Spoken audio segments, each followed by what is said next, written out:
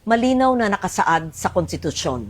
Walang sinumang senador ang maaaring lehitimong tumayo bilang Pangulo ng Senado batay lamang sa 12 boto. Ito ay pinagtibay sa ilalim ng 1987 Constitution. Sa Article 6, Section 16, Subsection 1 ng 1987 Constitution. The Senate shall elect its President by a majority vote of all its members. Ang ibig pong sabihin, makakapaghalal lamang ng isang Senate President kung makakuha siya ng mayoryang boto ng lahat ng miyembro ng Senado. Ayon po sa konstitusyon, 24 ang kabuuang bilang ng mga halal na senador. Kaya naman, 13 po ang kinakailangan para magkaroon ng mayorya. Nakalagay din sa alituntunin ng Senado, sa Rule 2, Section 2, na the officers of the Senate shall be elected by the majority vote of all its members. Ang mga opisyal po ng Senado ay ang Senate President, Senate President pro tempore, Senate Secretary at Sergeant at Arms. Hango at nakabase po sa ating konstitusyon ang mga alituntunin ng Senado, kung kaya't tulad sa Senate President, boto rin ng mayorya ng lahat ng miyembro ng Senado ang kinakailangan upang magtalaga ng Senate President pro tempore, Senate Secretary at Sergeant at Arms. Malinaw, 13 boto ang kailangan. Sabi din po sa Rule 15, Section 44 ng alituntunin ng Senado na except during the election of officers, a majority of the senators shall constitute a quorum. Simple lang po ang kahulugan nito. Iba po ang bilang na kailangan para sa quorum. Iba rin po ang bilang na kailangan para po sa eleksyon. Kapag eleksyon po ng mga opisyal ng Senado, kailangan ang mayoryang boto ng lahat ng miyembro ng Senado upang sila'y mahalal.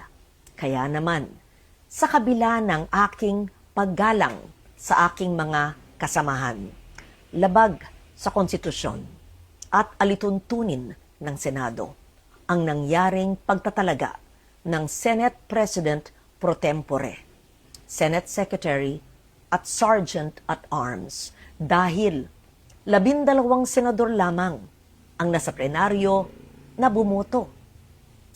Kulang ng 1 boto para masabing mayorya ng lahat ng miyembro ng Senado ang bumoto para sa pagbabago ng liderato.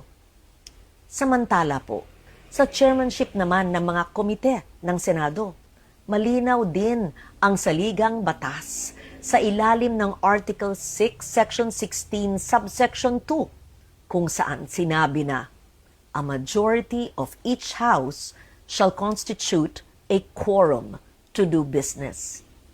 Ibig sabihin po, 13 senador din ang kinakailangan na kabilang sa sesyon ng Senado upang makagawa ng anumang opisyal na gawain o quorum, kung kaya't labag din po sa konstitusyon ang naganap na pagdeklarang bakante at pagtatalaga ng mga chairperson sa mga ilang komite. Madalas pong binabanggit ang mga nasa minorya ang kasong Avellino versus Cuenco upang palabasing lehitimo ang naganap na takeover sa Senado. Pero hindi po maaring gawing shortcut ang Avellino upang pababain ang bilang ng mga senador na kailangan para sa quorum, sa eleksyon, at para magkaroon ng reorganization sa Senado. 1949 pa ang kasong ito at naganap sa ilalim ng 1935 Constitution.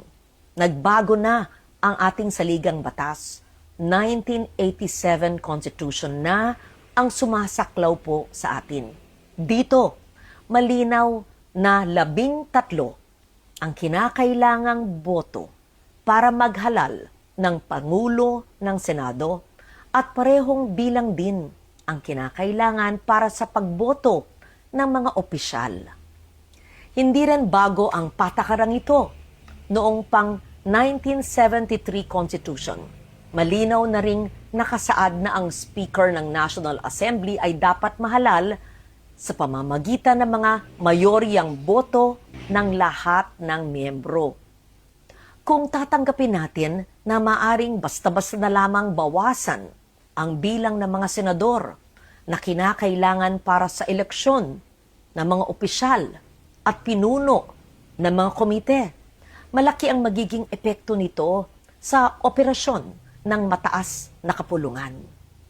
So tuwing may mga senador na nagkakasakit, nasa abroad, pansamantalang wala sa session, na aresto, na detina, at iba pang kadahilanan, maaring gamitin ang dahilan na ito para palaging mag-reorganize ng Senado.